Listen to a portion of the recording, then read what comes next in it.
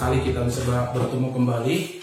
Hari ini kita kembali bertemu dalam pelajaran biologi.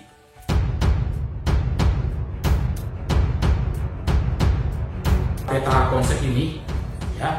Di sini bisa kita lihat bahwa materi ini kita bagi menjadi 3 kelompok materi. Dia punya satu jenis, tetapi dia bisa kita temukan banyak variasinya. Thailand tidak punya kekayaan alam Australia, mereka hanya punya Asiatis, ya, kekayaan alam yang ada di Asia. Nah, kalau Indonesia luar biasa, kita punya kekayaan alam Asiatis atau Orientalis, kita punya juga kekayaan alam atau keanekaragaman di daerah Australis. Bahwa ini adalah daerah-daerah peralihan. Di sini kita akan menemukan keunikan keanekaragaman Indonesia yang tidak ditemukan di Asia, tidak ditemukan di Australia. Kita punya sesuatu yang unik di sini.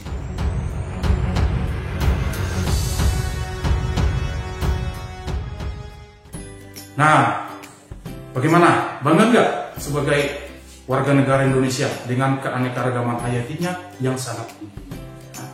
Nah, harusnya kita bangga dan kita patut untuk menjaga keanekaragaman ini. Nah, cuma masalahnya sekarang, ya, kita masuk bagian yang subtopik yang berikutnya, yang kedua. Ternyata walaupun kita tahu keanekaragaman kita yang sangat kaya, tapi kesadaran masyarakat Indonesianya yang masih kurang. Nah, kurangnya di mana? Ya, keanekaragaman ini terancam, ya, terancam oleh aktivitas manusia, ya. Aktivitas manusia bisa merusak alamnya, habitatnya, sehingga bahkan menyebabkan terancam kepunahan semua flora, tumbuhan, ya, fauna atau dunia hewan-hewan yang sangat langka tadi, yang sangat unik ini. Sudah mulai langka sekarang, bahkan sudah terancam punah, ya. Nah, ini yang harus kita, ya, jaga sebenarnya, ya. Nah, apa kira-kira faktor-faktor yang menyebabkan terancamnya kepunahan ini, ya? Kepunahan keanekaragaman kita tadi. Faktor yang pertama adalah eksploitasi hutan. Kita ketahui bahwa hewan, tumbuhan tadi itu punya habitat. Nggak mungkin mereka habitatnya di kota besar, ya. Pasti mereka di hutan. Ya, itulah habitat hidup mereka. Kalau hutan ini kita ganggu, kita rubah fungsinya, ya, kita tebang liar, ada seperti penebangan liar, perubahan fungsi hutan, yang tadinya hutan diubah jadi perkebunan.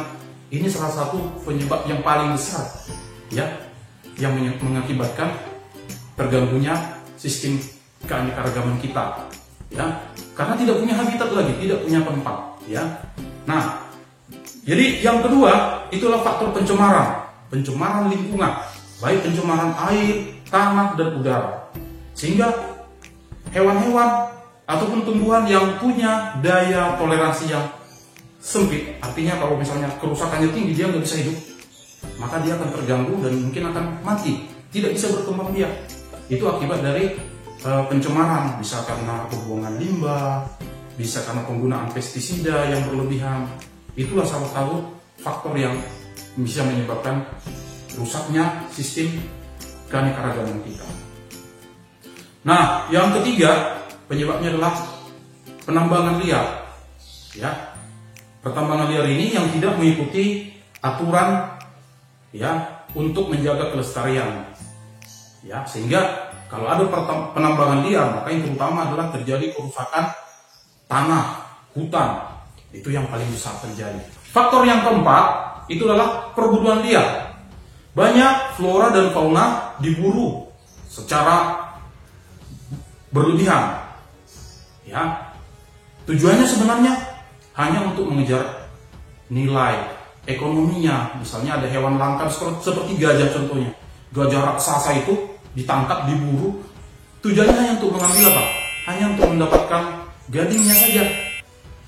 Sementara gajah itu untuk dapat gadingnya, gajahnya harus dimusnahkan atau dimatikan, dibunuh untuk dapat gadingnya. Sementara gajah untuk dapat ukuran seperti itu butuh puluhan tahun. Nah, sementara itu biasanya adalah induk yang akan siap berkembang biak lagi. Sementara gajah berkembang biaknya sangat lama. Di dalam kandungan aja hampir 2 tahun gajah baru bisa melahirkan. Ya, jadi ini akan menyebabkan kepunahan, ya, perburuan liar. Nah, kasihan kan? Bagaimana jadinya keanekaragaman hayati kita?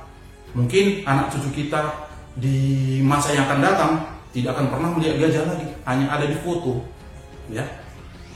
Atau harimau sudah nggak ada lagi mungkin karena sudah punah. Ya, kasihan. Jadi kita harusnya menjaga itu. Nah, sebelum punah seluruhnya, maka tentu ada upaya yang harus kita lakukan untuk menjaga kelestarian dari keanekaragaman kita. Itulah Pak materi kita yang ketiga, yaitu upaya-upaya untuk melestarikan keanekaragaman hayati di Indonesia. Nah, jadi ada dua cara utama melakukan pelestarian keanekaragaman ini. Cara yang pertama ada namanya cara in situ. Cara in situ adalah pelestarian alam yang dilakukan di habitat aslinya. Contohnya ada taman nasional, cagar alam, ya. Ini merupakan cara-cara yang paling cocok untuk hewan dan tumbuhan yang akan dilestarikan bila kita ingin melestarikan mereka langsung di habitat aslinya. Tapi bila habitat aslinya sudah rusak, maka ini tentu tidak bisa dilakukan cara in situ. Maka harus dilakukan cara yang kedua, namanya cara ex situ. Ex situ adalah pelestarian alam yang dilakukan di luar habitat aslinya. Cara ini tentunya ditempuh bila lingkungan habitat aslinya sudah rusak, dan ini pasti membutuhkan biaya yang sangat mahal. Maka yang diupayakan yang paling mudah sebenarnya itu adalah cara in situ. Tapi kalau sudah rusak sama sekali, harus ditempuh dengan cara ex situ, dan ini biayanya besar. Ya, contohnya apa ini? Cara ex situ ini. Contohnya adalah kebun koleksi, kebun plasma nutfah, kebun raya, kebun botani, ya, kebun binatang. Nah, itu juga merupakan cara ex situ. Kalau kamu pernah ke kebun binatang, mungkin kamu akan menemukan banyak sekali hewan-hewan yang beraneka ragam di sana. Jadi itu termasuk cara ex situ. Di sana mereka dijaga, diupayakan mirip dengan habitat aslinya, tapi kan tidak mungkin persis seperti habitat aslinya.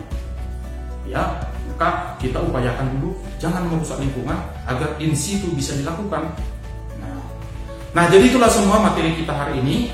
Ya, bagaimana kira-kira? Mudah kan? Nah, jadi sebelum kita tutup materi ini, kita mau refresh dulu ya. Sebelum saya akhiri, kita refresh dulu apa yang sudah kamu pelajari hari ini. Ada 3 tingkat keanekaragaman, yaitu keanekaragaman gen atau genetik, jenis, dan ekosistem. Kemudian kita sudah mengenal juga ada manfaat keanekaragaman, baik manfaat konsumtif, produktif, dan ekologis. Yang ketiga, Indonesia memiliki keanekaragaman hayati yang sangat tinggi, yang sangat membanggakan, karena kondisi geografis Indonesia berada di antara 2 samudra dan 2 benua.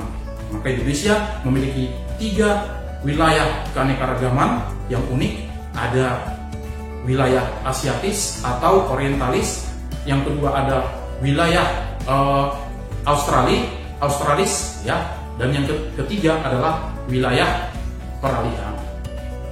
Nah, aktivitas manusia dapat merusak keanekaragaman hayati.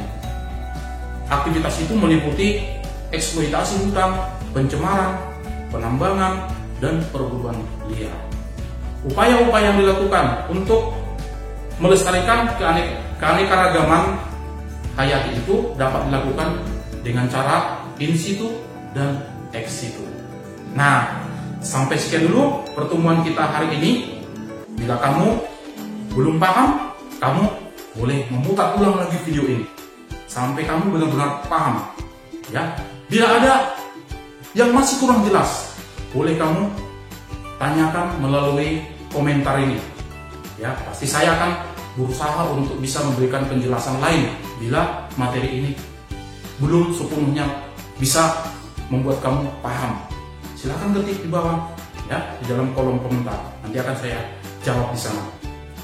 Nah, bila kamu merasa senang dengan video ini, jangan lupa tadi ya, share video ini kepada seluruh teman-teman kamu agar mereka juga bisa mendapatkan manfaat.